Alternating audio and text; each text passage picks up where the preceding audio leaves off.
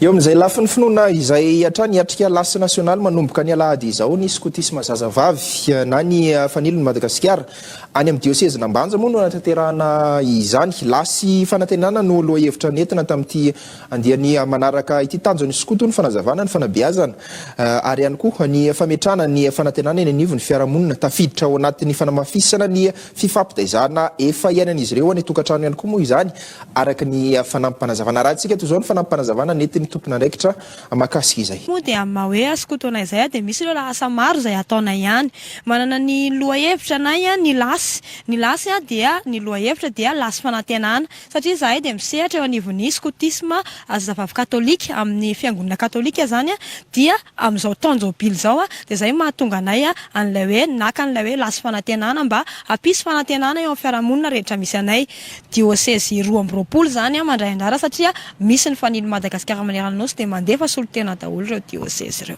Efa misy ireo mpiandraikitra sy filoha izay voahofana satria ny mitaiza sy manabe zazavavy amin'izao manko tsy mora amin'ny hoe miroborobe izay teknôlôjia izay maro ihany koa rehefa kapanahy izay maro misy ny sécurité na ny hoe fitandrona ny filaminana la interne anay izy io na ihany koa ho an'ny any ivelany raha ho an'ny sécurité externe zany dia miara-miasa izahay amin'ny mpitandro ny filaminana ny gendarmerie any atoerana amin'ny fanabeazana ny hoe zazavavy misy izahay rehetra ny vehivavy daholo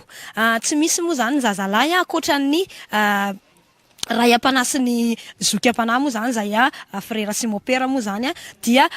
mifandramina tsara zany zay amin'izay resaka hoe fitezana zazavavy zay vao mainka ara mampitombo impanahy azy satria ny tanjony lasy dia hoe anana afaliana afantatra olona betsaka kokoa anana impanahy bebe kokoa mandritran'izay fotoam-pialatsasatra izay.